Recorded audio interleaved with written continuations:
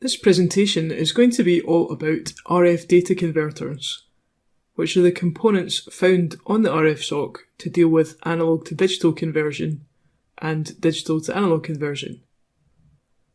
We'll also look at digital up and down conversion, which is also handled by these RF data converter blocks. To provide an overview of what will be covered in this section, first of all, we'll have a brief review of the overall transmit-receive system that we're trying to build using RFSoC devices. Specifically, we'll look at the multirate tasks which are performed in the transmitter and receiver. Following that, we'll consider the RF data converters, or RFDCs, that are present in the RFSoC, including looking at the architecture of these and the programmable options that are present. We'll also have a brief look at the various different device options that are available. Following on from that, we'll shift on to look at digital up and down converter, or DUC and DDC design for RFSoC. There will be some examples to illustrate these, and then finally we'll conclude. Before going further then, just a brief recap on the type of system that we're trying to build with the RFSoC. You can see on the left-hand side that we have the transmitter, on the right we have the receiver. We're transmitting I and Q up to some carrier frequency FC, and this can all be achieved in the digital portion of the system. These two phases are then added together, and we transition from digital to analog using the RF-DAC. There's then some relatively modest analog circuitry before reaching the transmit antenna, and then passing across the radio channel to the receiver. In the receiver, likewise, we have a receive antenna, we may have amplifiers and filters, and then the RF ADC digitizes the signal that's received.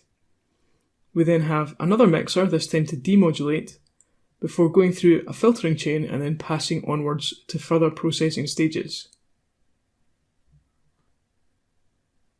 One of the things of key interest in this presentation is going to be the multirate operations, which are involved in the transmitter and receiver. Looking at this diagram, which gives the transmitter in a little bit more detail, when sending symbols on each of the I and Q phases, there's then a process of pulse shaping, followed by interpolation, prior to the modulation stage. This is necessary because the sampling rate output by the NCO, which generates the sine and cosine carriers, is much higher than the symbol rate of the I and Q symbols. Pulse shaping is also required to constrain the bandwidth of the signal that's ultimately produced and transmitted across the radio channel. The further interpolation stages will involve upsampling and then filtering to remove the images that appear. As we go through this presentation, we'll pay particular attention to this process of what we call digital up conversion, and that includes all of the pulse shaping and interpolation and the modulation stages. After the symbols have been pulse shaped, we end up with a dark green waveform. This assumes that the pulse shaping filter has interpolated by a factor of 4. There then requires to be some further interpolation to raise the sampling rate much further, and this achieves the light green interpolated signal shown in the centre. We also need to modulate the signal with a sine and cosine carrier at a frequency of FC, which you can see in blue. And then finally, as a result of this modulation, we will achieve the pink modulated signal seen at the bottom. Notice that the signal is centred around FC. Now, looking at the receive side, the signal that's been captured from the radio channel is passed through the RF ADC and is digitized. The first stage is to demodulate using a mixer which generates a sine and cosine at a frequency of FC. All of this processing is taking place at the highest sampling rate, FS, but once the signal has been demodulated, then there's no need to continue processing at that high sampling rate. And we then have a series of decimation filters, followed by a matched filter, which is matched to the pulse shape used in the transmitter. And then, with some synchronization help, of course, we'll end up recovering the I and Q symbols that were originally transmitted. Looking at a frequency domain representation of the receiver's processing, we begin with a received signal, which is shown in pink here, corresponding to position A in our previous diagram. This signal has then got to be demodulated, which requires a sine and cosine wave generated from the NCO, which is shown in blue here and labelled with B. At the mixer output, we end up with two copies of the received signal, one of them demodulated to baseband as desired, and then a second copy which is at double the frequency, although it may be aliased back down. The baseband copy is the one that we want to retain, and this high frequency copy at twice the carrier frequency, possibly with aliasing, can be removed using filters. After we've performed decimation, then we've removed all of these high frequency components, including the double frequency copy of the signal, and also reduced the sampling rate down, so that it's much closer to the symbol rate. However, we're still oversampled by some degree at this point, which aids with synchronization. Now, let's look at a diagram of the RFSoC. Clearly, this is quite a high-level diagram of the device, and you can see the processing system in the top left, shown in blue, and then most of the device is programmable logic, equivalent to an FPGA. The RF data converters are shown in the red highlighted box, and we have two sets. A set of RF-DACs for the transmit side, shown in orange, and a set of RF ADCs for the receive side, shown in green. The RF-DAC blocks also include digital up converters, or DUCs, which serve to increase the sampling rate through interpolation, as we've discussed on previous slides. Similarly, in the RF-DAC blocks, there are digital down converters, or DDCs, which perform decimation. In each case, the DUC or DDC probably doesn't perform all of the interpolation or decimation that we require, but it does do a lot of the heavy lifting, moving between the very high sampling rates used at the RF interface and the sampling rates that are better supported in the FPGA part of the device. In Gen 1 and Gen 2 RFSoC devices, the maximum interpolation and decimation rates are 8, whereas that goes up to 40 for Gen 3. If you require further interpolation or decimation, that can be achieved by building additional interpolation or decimation filtering stages in the programmable logic. In this table, we can see a summary of the RF ADCs that are available on Gen 1, Gen 2 and Gen 3 RFSoC devices. First of all, shown in peach, there are the Gen 1 devices, and these contain either 8 or 16 RF ADCs, with a maximum sampling rate of 4.096 gigasamples a second. The maximum RF input frequency is 4 GHz. In this case, the RF ADCs have a resolution of 12 bits. There's only one Gen 2 device, and it's quite similar to Gen 1, but it does have some slight differences. The most prominent one being that the maximum RF input frequency is 5 GHz. Then, over on the right hand side in purple, you can see the Gen 3 devices. And there's more variation here in the number of RF ADCs that are present on each device. You can have between 2 and 16 of them. The maximum rate is up to 5 gigasamples per second here, and the maximum RF input frequency is 6 GHz, so it's higher than either Gen 1 or Gen 2. And additionally, the resolution of the RF ADCs increases from 12 bits to 14 bits.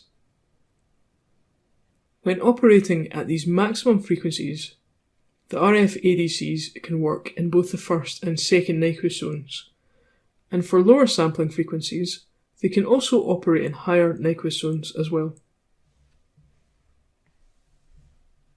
The table on the main slide covered most of the available RFSoC parts, but there's also one additional one, which is not shown there, which doesn't actually contain any RF ADCs or any RF-DACs.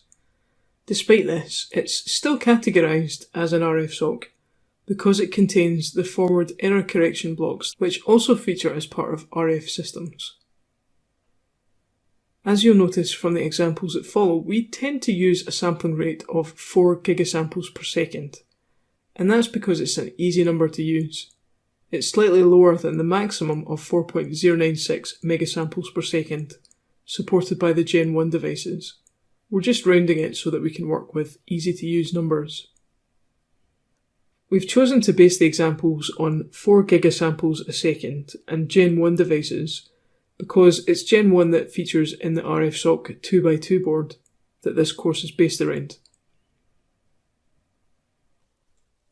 Given the 4 gigasamples per second sampling rate that we assume here, then the ADCs in RFSoC can operate in the first Nyquist zone from 0 to 2 GHz. In order to do this successfully, an analog anti-alias filter must be included prior to the RF ADC. This has the effect of attenuating all other frequencies which would otherwise alias into our bandwidth of interest. The upper frequency spectrum, shown in red, indicates the bandwidth of interest in the analog domain. After the RF ADC, this signal will be captured and represented in the digital domain. Thinking about different types of radio signals that may be found in this first Nyquist zone, up to 2 GHz, that includes things like GNSS navigation systems, broadcast television, IoT standards such as LoRa and NB-IoT, and also several of the cellular bands. Of course, this is just the tip of the iceberg, and many other systems will also use this band up to 2 GHz. Now, let's look at how the RF ADC will operate in the second Nyquist zone, where the signal of interest lies between 2 GHz and 4 GHz. In this case, the analog to digital conversion process exploits aliasing. The band between 2 and 4 GHz will be aliased down into the band between 0 and 2. This means that the band between 0 and 2 should be completely empty of other frequencies prior to the analog to digital converter. And for that reason, it's important to include an analog bandpass filter, which will capture the band between 2 and 4 GHz and attenuate all other frequencies prior to the analog to digital conversion stage. These principles would also work for the third Nyquist zone and higher, although with the sampling rate set to 4 gigasamples per second, the third Nyquist zone actually wouldn't sit within the bandwidth of the RF ADC. It would, however, work if the sampling frequency was set to a lower value. A variety of well-known standards use the 2 to 4 GHz band. Examples include 2.4 GHz Wi-Fi, Bluetooth, Citizens Broadband Radio Service or CBRS in the USA, various different cellular bands, and so on. Most RFSoC devices have either 8 or 16 RF ADCs. They can either be grouped as dual RF ADC tiles, where there are 2 RF ADCs, mixers and decimators, or it can be a quad RF ADC tile, in which case there's 4 of each component. Taking first of all the example of a dual RF ADC tile, then we have a shared sampling clock which applies to both of the RF ADCs in this tile, and then the mixers and decimators have been grouped together to form 2 digital down converters, and it's this unit which we'll go on to discuss in more detail later in the presentation. For the quad RF ADC tile, then as its name suggests, there are 4 RF ADCs, each with its own digital down converter. One of the really interesting features about the RF ADC blocks is that they can do multiband operation. And this means that a single RF ADC can be used with its output being fed to multiple different digital down converters, each tuned to a different frequency corresponding to the various bands to be captured. The quad RF ADC tile can support up to 4 bands, and the dual ADC tile can support 2 bands. We're now going to move on to look in more detail at the DDC, starting with the Digital IQ Mixer. This component has the job of mixing or multiplying the incoming signal with sine and cosine waves. These sine and cosine waves are generated by a numerically controlled oscillator, or NCO, and the frequency of the NCO is one of the programmable parameters of the block. This diagram explains the functionality of the Digital IQ Mixer. We have a signal which is captured by the RF ADC, which we assume is a signal of interest centered at the frequency Fc. If sine and cosine waves are then generated at that particular frequency, we end up demodulating the signal to baseband. In other words, a copy is centered at 0 Hz. At the same time, some high frequency terms are generated at 2 Fc. These are not necessary or desired, but they can be filtered out with a low pass filter. The IQ mixer can actually operate in 3 different modes. These are coarse, fine, and bypass modes. As the name suggests, the bypass mode simply means that the IQ mixer is bypassed, and we don't use it. The coarse mode allows the incoming signal to be mixed with a very limited set of frequencies, which can be generated with very simple NCOs, therefore saving on power. The fine mode, which is shown in yellow here, allows any arbitrary frequency to be generated. The second part of the DDC to consider is the decimator, and this is a programmable component which can undertake rate change reductions by a factor of 1, which is trivial, in other words it stays the same, 2, 4 or 8 in Gen 1 and Gen 2 RFSoCs. These decimation ratios are achieved using a set of half-band filters, which are labelled FIR0, FIR1 and FIR2, and we've depicted them here in pink, blue and green. Each of these decimate by a factor of 2, and therefore they can be cascaded to achieve ratios of 4 and 8 as well. Effectively, a multiplexer makes a choice between these different decimation ratios, and then passes data out of the RFDC block into the programmable logic section of the device. Half-band filters are used here because they are particularly computationally efficient, as well as having symmetrical filter weights, which cuts down on the number of multipliers required. Every second weight, apart from the central one, has a value of exactly 0, and therefore these computations can also be removed. Looking at the frequency responses of the FIR 2, 1 and 0 filters on the right hand side of this slide, you might notice that they have different responses, and as a result they have different numbers of weights. The design of the different half-band filters in the RF ADCs digital down converter exploit the fact that at certain stages of down conversion, more relaxed frequency responses can be used. We'll now go on and explain why this is the case. As an example, let's look at decimating by a factor of 4. In this case, we have the FIR1 and FIR2 filters in cascade.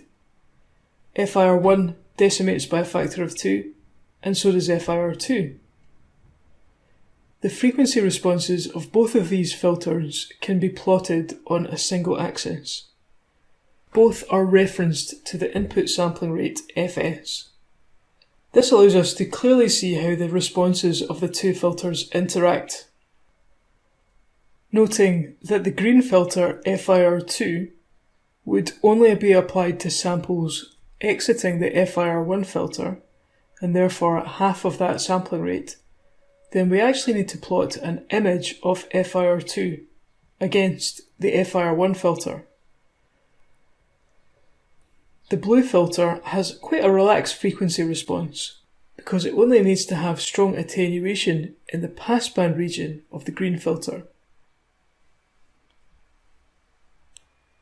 We can now look at the combined response of this cascade of two filters, which is shown in dark turquoise here. Notice that the passband region closely corresponds to that of the green filter. The stopband region is a little less even, and that's a result of the interaction between the blue and green filters. But overall, we've been able to achieve the desired result, which is a filter passing approximately a quarter of the band and with high attenuation at all other frequencies. A similar approach can be taken if analysing the decimation by 8 configuration, although we'll not look at that explicitly here. Over the next few slides, we're going to look at some examples. Here, the signal of interest resides between 400 and 700 MHz, and our sampling rate is 4 gigasamples per second as before. Therefore, the signal is in Nyquist Zone 1, and we can use a direct RF architecture to capture it. In other words, there's no requirement for any analog demodulation prior to the RF ADC. Looking at the diagram then, in the analog section there's a receive antenna, an RF amplifier, and crucially an RF low-pass filter to attenuate any signals which would otherwise alias into the bandwidth of interest from 0 to 2 GHz as a result of the sampling process. The RF ADC operates at a sampling frequency of 4 gigasamples per second. The mixer must be set to generate a sine and cosine wave at a frequency of 550 MHz, because that corresponds to the centre of the band of interest. The decimating filter chain is then set to decimate by an overall factor of 8, which reduces the sampling rate to 500 megasamples per second. And at that point, the IQ samples are passed into the programmable logic section of the RFSoC. Now, let's have a look at the frequency domain representation of the processing that's undertaken in our receiver. In the top diagram here, we have an analog signal, depicted in red and orange. Our signal is between 400 and 700 MHz. And importantly, we said that an analog low-pass filter was required to make sure that any higher frequency components are removed prior to the analog to digital conversion process. To depict the digital signals after sampling, we've changed the colour to blue. As the signal is complex, then it's represented on this positive and negative axis. You can see the positive components between plus 400 to 700 MHz and the negative components between minus 700 and 400 MHz. As our sampling rate is 4 gigasamples per second, this is inside Nyquist Zone 1. What happens next is shifting of one of these copies, either the positive or negative, so that it's situated at around 0 Hz, in other words at baseband. Here we've chosen to shift the positive frequency components to 0, and the reason for that is if you look at the shading of each of these signals, the darker side should be on the right, and that corresponds to the positive frequency components in the second diagram. After shifting to baseband, then the sampling rate can be reduced. There is no reason to continue sampling at the high rate of 4 gigasamples per second. So after decimating by 8, the sampling rate is reduced to 500 megasamples a second, and all of the higher frequency components are removed, leaving the signal that you can see in the bottom diagram here. We'll now briefly look at a simulation in Xilinx, which confirms the different stages depicted on the last slide.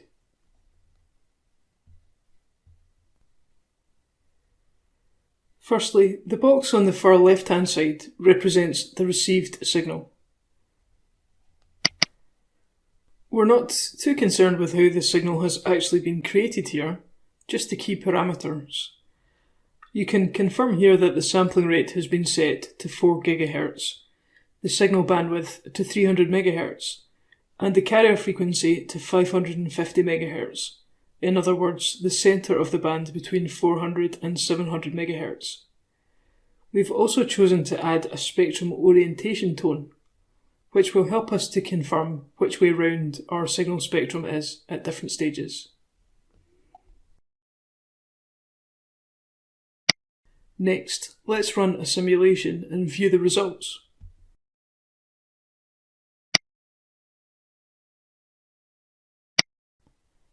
First, we'll take a look at the spectrum of the received signal. Here, we can confirm that the signal extends from approximately 400 to 700 MHz as expected. Notice the spectrum orientation tone, which is a slight spike sticking up towards the right-hand side. The next spectrum scope shows the signal directly after the RF ADC. At this point, the received signal has passed through an analog low-pass filter, and it has also been digitized at a sampling rate of 4 gigasamples per second. Notice again that the bandwidth of the signal is 300 MHz, centered at 550 MHz, and with the spectrum orientation tone shown on the right-hand side. Next, we'll take a look at the spectrum after demodulation.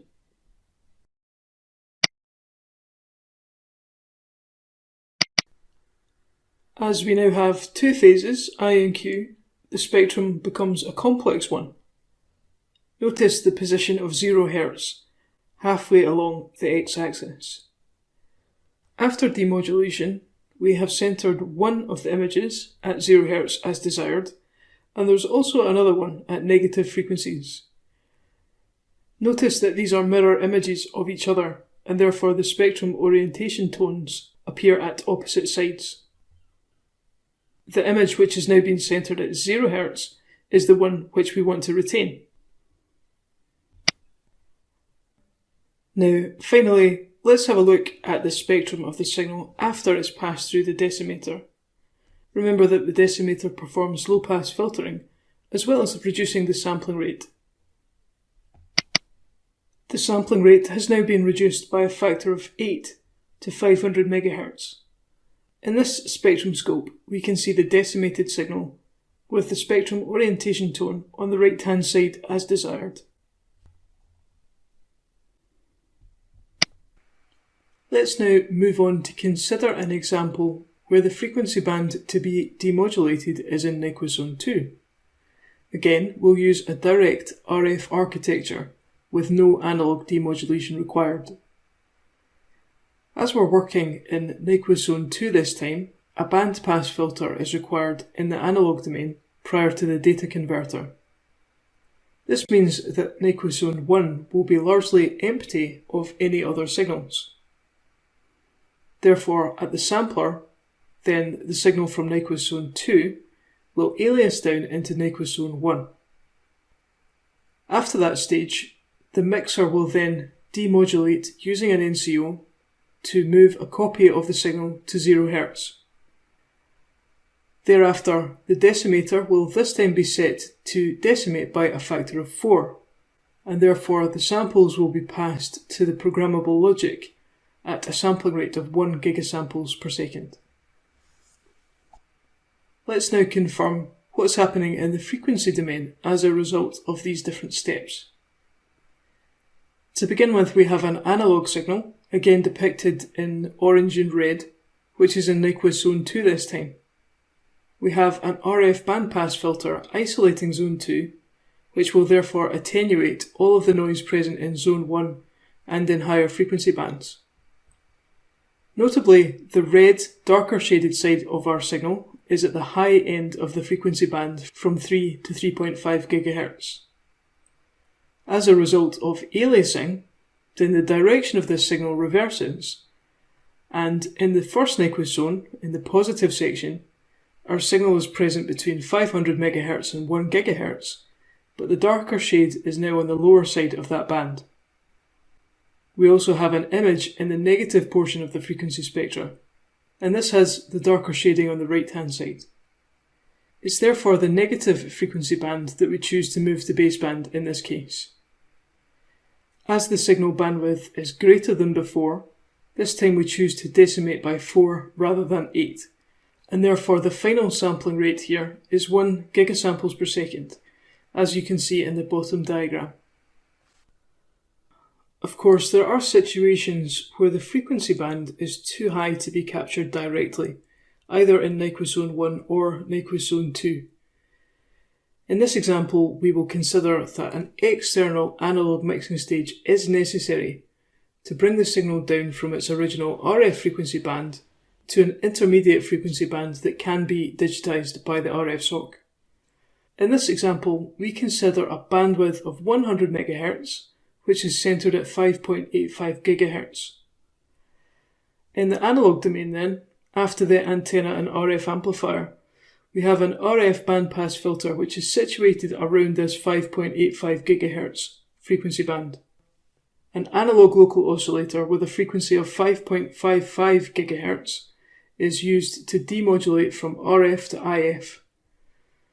Then there's an IF amplifier followed by an IF low-pass filter, which is cutting off at 2 GHz, matching our Nyquist Zone 1 requirements. The signal is then applied to the RF ADC and enters the digital domain. Here, the sampling rate is 4 gigasamples per second. The IF mixer then requires to demodulate from the intermediate frequency, which is centered at 300 MHz, down to baseband, and therefore the NCO produces tones at 300 MHz. Following that, the decimating chain can implement a decimation by 8, and the IQ samples are passed to the programmable logic at a sampling rate of 500 megasamples per second. Once again, to confirm the operations in the frequency domain, we begin with our signal centered at 5.85 GHz in the analog domain, and then in the second frequency domain plot we're still in the analog domain, but this time demodulated down to the intermediate frequency. Thereafter, the subsequent steps correspond very closely to the examples we've already looked at. A fourth possibility, using RF ADCs in a pair to deal with a complex input, is required for situations where the signal bandwidth is too wide even to be accommodated by a 2 GHz wide Nyquist zone. We don't have time to dwell on this example here, but it would allow, for instance, a 3 GHz wide signal centered at 27 GHz to be successfully captured. So far, we've spent a lot of time talking about RF ADCs. Now it's time to turn our attention to RF-DACs. This table shows the selection of different RFSoC devices across Gen 1, Gen 2 and Gen 3, and their respective numbers of RF-DACs and the resolutions and sampling rates that each of them have. As you can see, Gen 3 provides the highest sampling rates. We are once again going to focus on Gen 1, and notice that the first column has 8 RF-DACs with a maximum sampling rate of 4.096 gigasamples a second. Similar to RF ADCs, RF-DACs can work in the first and second Nyquist zones, although using a different technique than we've covered so far.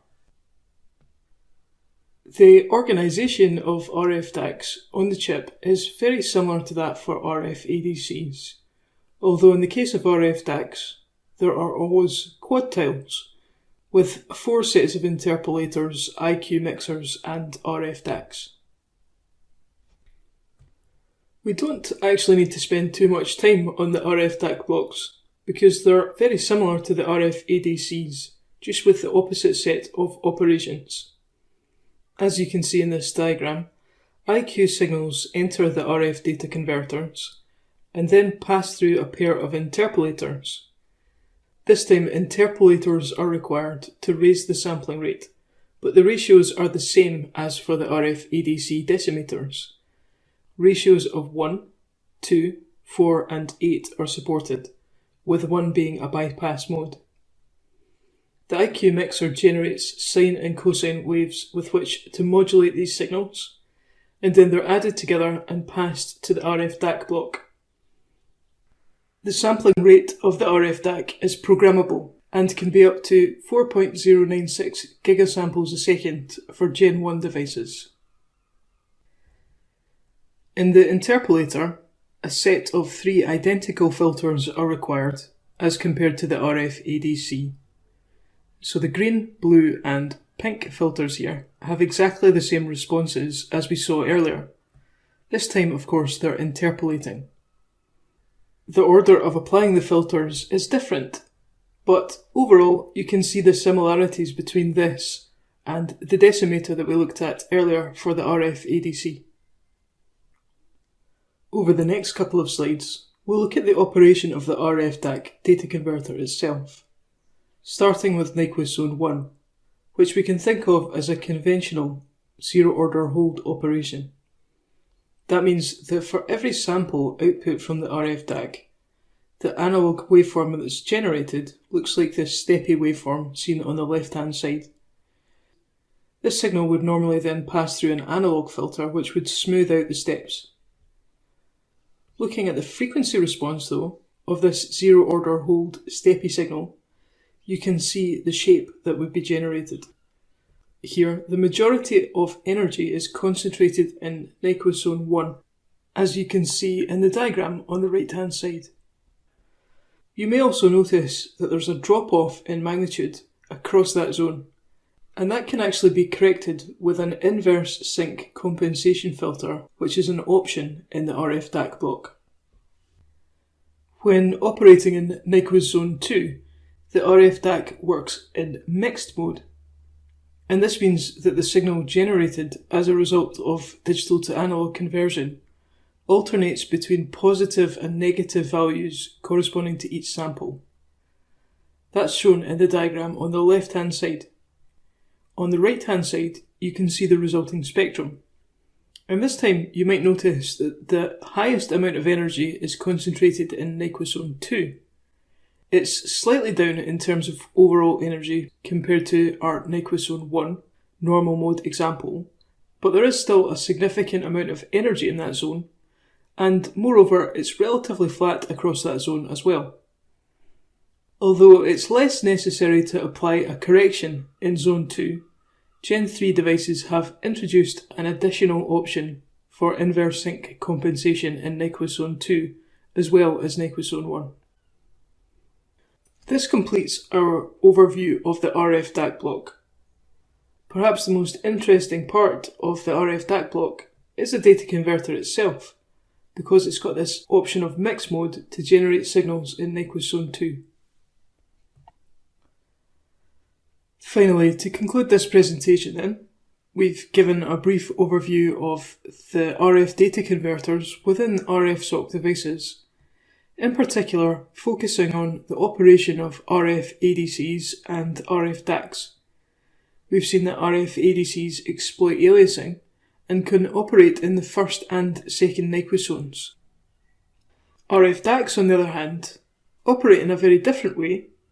They use a special mix mode to generate signals in Nyquist Zone 2. We've also looked at the functionality of the digital up converters and digital down converters that are present in the RF ADC and RF DAC blocks respectively.